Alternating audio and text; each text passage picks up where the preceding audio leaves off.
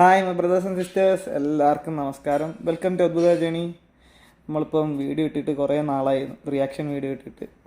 ഇപ്പോൾ യൂട്യൂബിൽ നോക്കിയപ്പോഴാണ് നമ്മളെ രേഖാചിത്രം ആസിഫ് അലി അഭിനയിക്കുന്ന ജോഫിൻ ടി ചാക്കോ ഡയറക്റ്റ് ചെയ്ത പടം, അനശ്വര നായിക. അപ്പോൾ ആ പടം കിടക്കണം കണ്ടത്, അപ്പോഴാണ് അതിൻ്റെ റിയാക്ഷൻ ഇടാമെന്ന് വിചാരിച്ചത്. സോ നമുക്ക് കണ്ടുനോക്കാം, പടം എങ്ങനെ ഉണ്ടെന്ന് കണ്ടുനോക്കാം.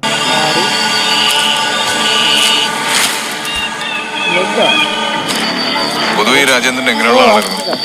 ജീവിതത്തിൽ എന്ത് കിട്ടിയാലും തൃപ്തിയില്ലാത്തൊരു മനുഷ്യൻ. ഞാനാ സാറെ കുഴിച്ചിട്ടേക്കണേ. അവിടെ മാത്രമല്ല, വേറെ പല സ്ഥലത്തും കുഴിച്ചിട്ടുണ്ട്.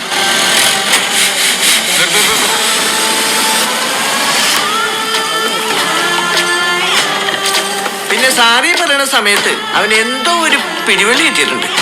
അതേ പിടിച്ചാണോ അവൻ കയറിയത്? Hello, Malakkapuram station.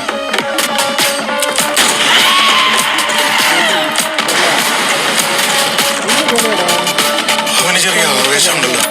ആവേശമല്ല സാറേ, ആവശ്യം. ചില police officers are thoroughly prejudiced. ചെറിയുന്നോ?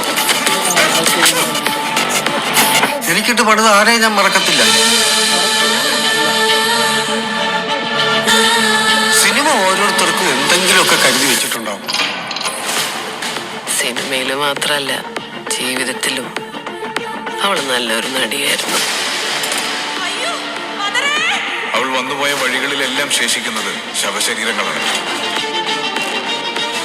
ഒരുപക്ഷെ ഇനി മരിച്ചു വീഴുന്നത് ഞാനായിരിക്കാം, നിങ്ങളായിരിക്കാം.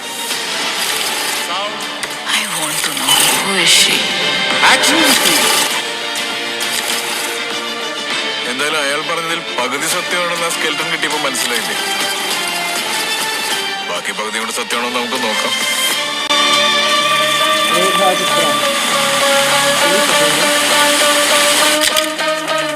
ജാനുവരി 9th. ഈ വർഷം പോലെ തന്നെ അടുത്ത വർഷത്തെയും ഒരു ഹിറ്റ് ചിത്രത്തിലേക്കാണ് നമ്മൾ ചിത്രത്തിൻ്റെ ട്രെയിലർ ആകാം ചിലപ്പോൾ കണ്ടത്. എന്തായാലും ട്രെയിലർ സൂപ്പറായിരുന്നു, അടിപൊളി, നല്ല രസമുണ്ടായിരുന്നു, സൂപ്പർ.